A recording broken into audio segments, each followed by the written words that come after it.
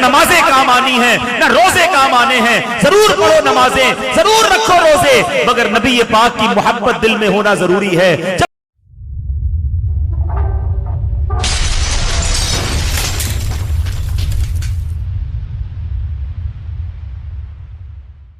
اگر صدیق اکبر کی بات ہو اور ہجرت کی بات نہ ہو, اس سفر کی بات نہ ہو, تو بات یہ ادھوری رہ جاتی ہے. نبی پاک علیہ السلام کو جب ہجرت کا حکم دیا گیا نا, تو صدیق اکبر کے پاس نبی پاک تشریف لائے اور فرمایا ابو بکر مجھے ہجرت کی اجازت مل گئی ہے. کہتے حضور کیا میں آپ کا رفیق سفر بن سکتا ہوں؟ نبی پاک نے فرمایا ہاں ابو بکر تم میرے رفیق سفر ہو.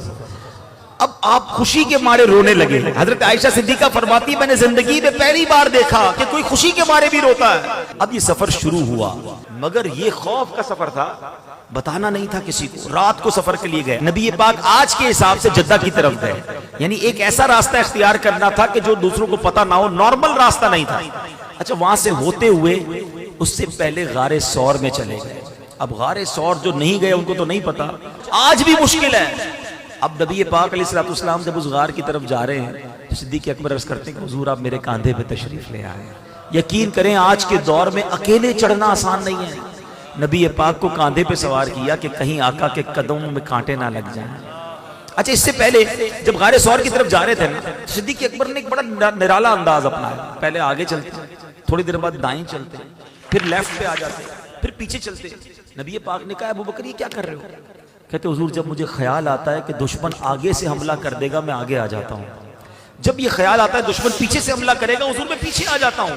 جب دائیں طرف دشمن کا خیال آتا ہے حضور میں دائیں طرف آ جاتا ہوں. کہا کہ اے ابو بکر تمہارا خیال یہ ہے کہ دشمن جب مجھ پر حملہ کرے تو تمہیں تکلیف ہو مجھے نہ ہو. واللہ حضور میری یہی خواہش ہے کہ آپ پر کسی طرف سے بھی حملہ ہو تو پہلے ابو بکر اس کو سہے. اللہ اکبر. نبی پاک نے ابو بکر صدیق کے لیے جنت کی دعا فرمائی.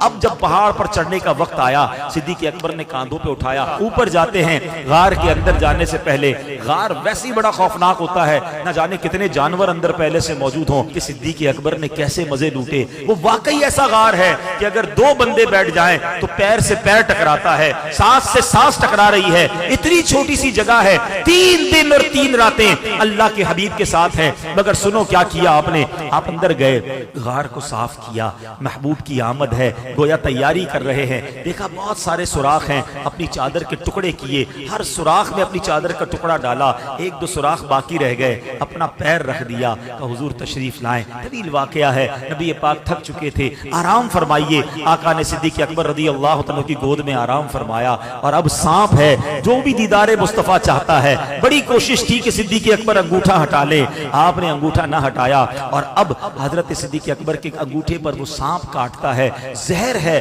اب سوال یہ ہے صدیق اکبر سے بڑا مفتی کون ہوگا؟ فتویٰ یہ ہے کہ جان بچانا فرض ہے. صدیق اکبر نبی پاک کو عرض کر سکتے تھے کہ حضور سانپ نے کاٹ لیا ہے, آپ تھوڑی دیر کے لیے بیدار ہو جائیں تاکہ کچھ علاج کر لیا جائے. آپ کے عشق نے گوارا نہ کیا. عشق کہتا ہے جان جاتی ہے تو چلی جائے, نبی پاک کے آرام میں خلل نہیں آنا چاہیے. مگر تکلیف کے عالم میں آنکھوں سے آنسو بہتے ہیں, اور وہ آنسو نبی پاک کے رخسار پر گرتے ہیں. آقا آنکھیں کھولتے ہیں, ابو بکر کس بات نے رلایا؟ کہ حضور سانپ نے کاٹ لیا ہے.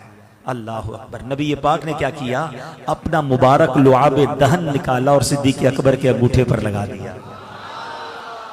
صدیق اکبر کا وہ زہر کا درد جاتا رہا. سبحان اللہ. جہاں صدیق اکبر نے جان قربان کی, مقام صحبہ پر مولا علی کی گود میں جب نبی پاک آرام کر رہے تھے, سورج ڈوب رہا ہے. مولا علی سے بڑا عالم کون ہوگا؟ ارے مولا علی کو معلوم تھا نماز پڑھنا فرض ہے, مگر عشق علی نے گوارا نہ کیا.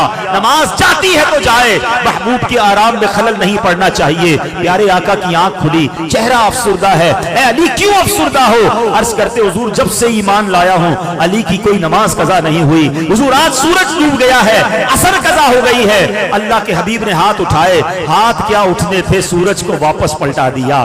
پھر عصر کا وقت آتا ہے, پھر مولا علی نماز پڑھتے ہیں. یہ 2 عظیم واقعات ہیں, 2 سب سے بڑے ہم کہہ سکتے مفتیوں کے واقعات ہیں. اعلیٰ حضرت کا قلم کیسے خاموش رہ سکتا ہے؟ اعلیٰ حضرت سے سوال ہوا کہ حضور ذرا یہ بتائیے, جان بچانا فرض, کتابوں میں تو یہ لکھا ہے, نماز پڑھنا فرض, سب سے اولین فرض. یہ دونوں نے کیا کیا؟ ایک نے جان خطرے میں ڈال دی, ایک نے نماز جانے دی. اچھا یہاں ان لوگوں کے لیے بھی جواب ہے جو کہتے ہیں بتاؤ کدھر لکھا ہے، ہاں حوالہ پیش کرو. او اللہ کے بندو، عشق کی باتیں دلوں میں لکھی جاتی ہیں. کون سی کتاب میں لکھا تھا کہ ابو بکر صدیق جان نہ بچاتے؟ کدھر مسئلہ لکھا تھا کہ مولا علی نماز قضا کرتے؟ ان دونوں نے فیصلہ کیا کہ عشق کا کام یہ ہے کہ نبی پاک کی اطاعت ضروری ہے. اعلیٰ حضرت اپنے 4 شعر میں مسئلہ ہی حل کر دیتے ہیں. آپ فرماتے ہیں مولا علی نے واری تیری نیند پر نماز. اور نماز بھی کون سی؟ عصر کو سب سے خطر والی اہم نماز کہا گیا. مولا علی نے واری تیری نیند پر نماز، اور وہ بھی عصر، سب سے جو اعلیٰ خطر کی ہے. صدیق بلکہ غار میں جان ان پہ دے چکے، اور حفظ جان تو جان فروز غرر کی ہے. ارے جان بچانا تو فرض تھا، مگر نبی پاک نے کیا کیا؟ نہ ان کی نماز جانے دی، نہ ان کی جان جانے دی. ہاں تو نے انہیں جان، انہیں پھیر دی نماز، پر وہ تو کر چکے جو کرنی بشر کی ہے. ان دونوں نے اپنے حصے کا کام کر لیا. اب یہ پورا بیان کرنے کے بعد اعلیٰ حضرت نے نچوڑ نکال کر دیا جو اپنا عقیدہ مضبوط کر لو. اعلیٰ حضرت کہتے ہیں ثابت ہوا کہ جملہ فرائض فروع ہیں. ثابت ہوا کہ جملہ فرائض فروع ہیں. اصل الاصول بندگی استاج ور کی ہے. ارے آقا راضی ہے تو رب راضی ہوگا. پڑھتے رہو نمازیں، پڑھتے رہو اللہ کا نام. اگر اللہ کے حبیب کی محبت دل میں نہیں، تم سے اللہ کے نبی راضی نہیں ہیں، تو نہ نمازیں کام آنی ہیں، نہ روزے کام آنے ہیں. ضرور پڑھو نمازیں، ضرور رکھو روزے، مگر نبی پاک کی محبت دل میں ہونا ضروری ہے. جبھی سیدی اعلیٰ حضرت نے لکھا انہیں جانا، انہیں مانا، نہ رکھا غیر سے کام. للہ الحمد میں دنیا سے مسلمان ہے.